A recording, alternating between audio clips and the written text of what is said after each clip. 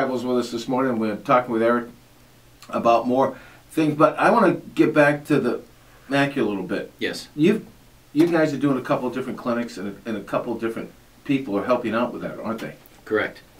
We have a optometrist working with us now, Dr. Nicole Alessi, in our Punta Gorda office, primarily. But one of her specialty interests is low vision, which is a unique approach to magnification services for the person who's lost vision from macular degeneration, especially in having difficulty reading and managing their mail and their fine print and whatnot, menus and restaurants, etc. So one of her kind of niche practices that she and services she provides is low vision services, and there's very few people out there that do it because it's a very scientific approach to magnifying, you know, as opposed to just running out grabbing a magnifier. There's actually a way to measure and figure out what the best magnification is going to be.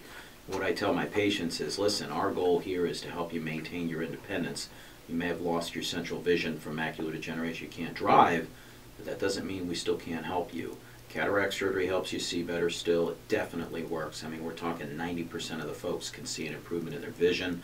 A lot of times it's just forgotten about, and you still got to manage glaucoma, and low vision services really add to the quality of life, the quality of vision, because they really enhance the ability to continue to function and maintain independence. Wow.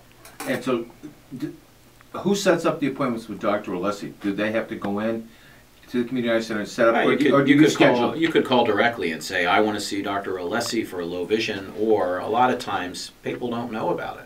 You know, so I'll be talking to one of my patients who's quote-unquote legally blind because they've lost central vision, and I'll say, you know, Mary, I think you should consider seeing Dr. Alessi, and here's why. Oh, all right, I'll try that.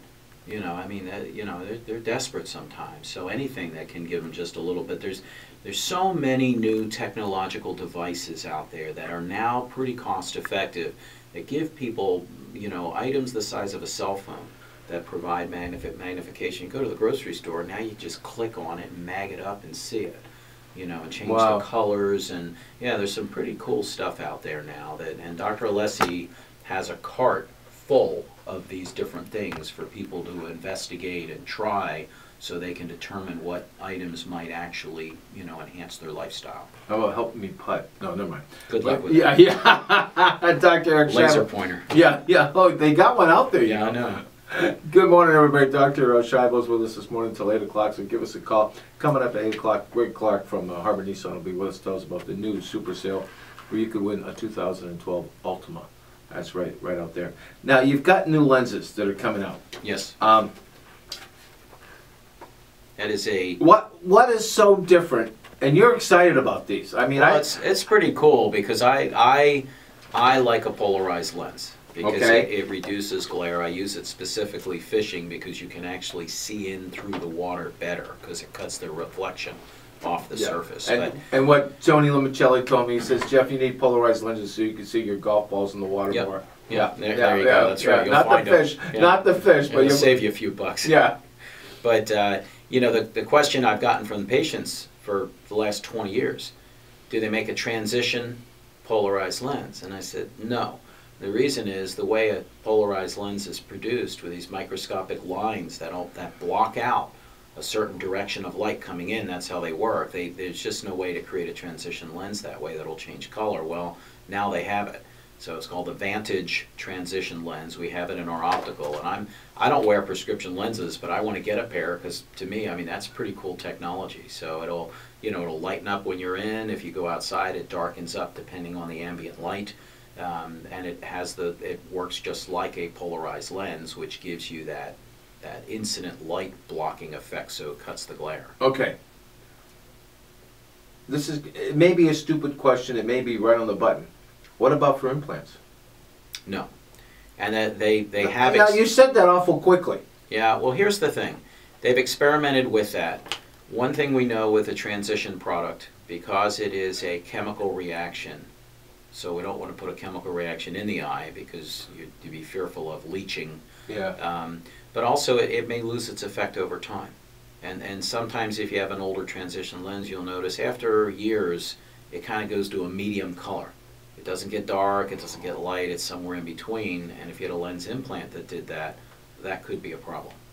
So I know they've experimented with lenses. We do have yellow lenses. Because they cut blue, they block blue, and there's some theory that it may actually assist in sharper vision. The Restore lens has a light yellow. The toric lens implant that we use has a light yellow, and we do think that it provides a sharper level of vision because it's essentially a blue blocker lens implant. Okay. But it doesn't make things look bright or yellow. It's interesting. How about the eye color? Eye color doesn't matter. I mean, changing the eye color? Yeah, changing the eye color. Oh, that's an interesting question, actually. There's a there's a company in Panama that was making iris implants, and people were coming to the U.S. and having to have them removed because they were really messing up the inside of the eye, causing a lot of scar tissue. Okay. What they found was when they looked at them microscopically, some guy was like in a back room somewhere cutting these things with a pair of scissors out of plastic.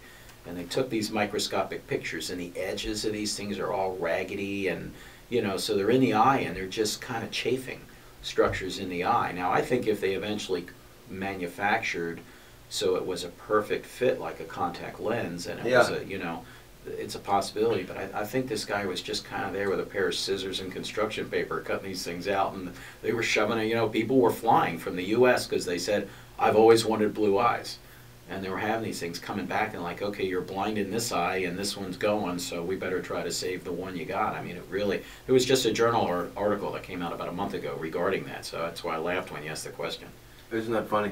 Dr. Eric Schaibel, it's your chance for your phone calls. If you've got a question about your eyesight, your eye care, it's something that you heard a long time ago that was maybe the way to cure something, give us a call here now. 206-1580 or toll free. 888-441-1580. We'll check back with Tommy, find out about the weather today. I haven't been outside yet. I don't know if it started raining yet. But you're going fish. No, We'll be right back.